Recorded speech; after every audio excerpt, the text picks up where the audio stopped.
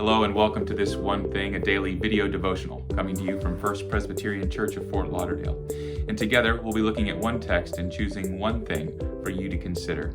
And we hope that you find this a thought-provoking, encouraging part of your day. Over the last couple of weeks, I've been watching a new series. It's called The Last Dance.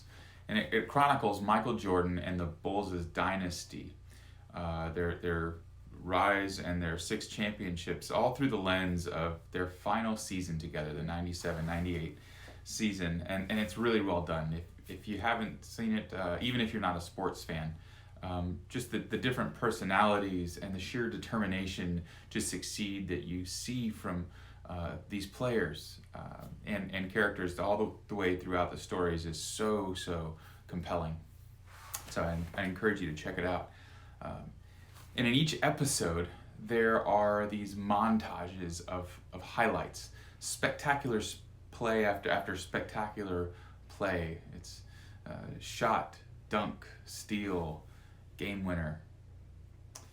And there's this one play that's been shown more than once, which I'd seen a number of times before in Jordan highlight reels in the past, and it's of MJ catching a pass. He dribbles once to his left, and then hits a jump shot from right about the free throw line, and the ball goes in the hoop, and he jumps up in the air, fist pumping, obviously having won the game. Which, until last night, I didn't fully understand. Until last night, I didn't realize that it was the game winner in a playoff deciding Game 5. That it had happened before he had won any NBA championships and before he had become Michael Jordan that we know now. And it occurred to me that each of these highlights, each of them has a story. Each of them has a context that provides for its real meaning. What we see without knowing context is just eye candy. Our text today comes from the Gospel of Matthew, and it's Matthew's 5th chapter, and it's right in the middle of the Sermon on the Mount, chapters 5 through 7. And this whole section, chapters 5 through 7, it's like a Jesus highlight reel. It's saying after well-known saying. It's teaching after well-known teaching. It's the Beatitudes, the light of the world, city on a hill, treasures in heaven, love your enemies. It's dunk, steal, shot, game winner. But the problem is that we typically read right through them one after the other. We miss the fact that each of those teachings, each of those saying, it sits within the context of deep-rooted Jewish or cultural understanding. This context, this understanding which provides them their meaning, their real meaning. We skim the surface. It's proverbial eye candy. We just decide whether we like it or we don't. Does it sound nice or not? Is it good or is it bad?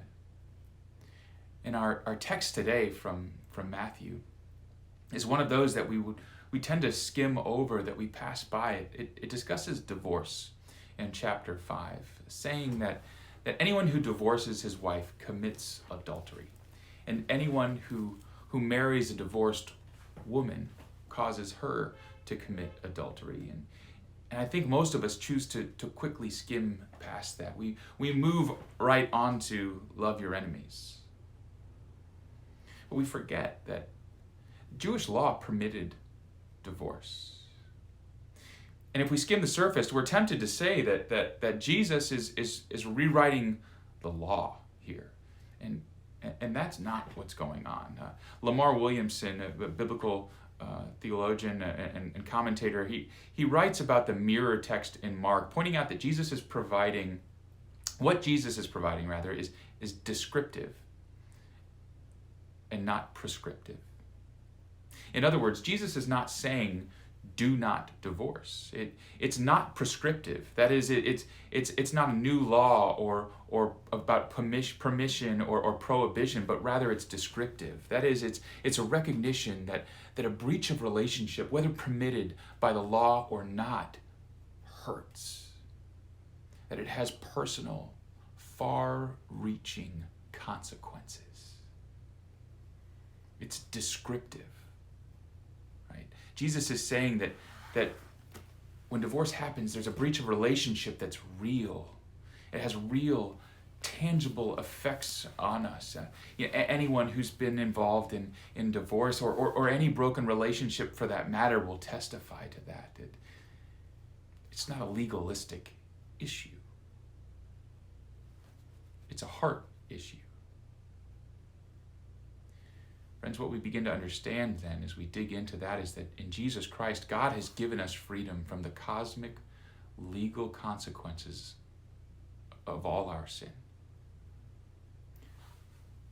But here's the one thing.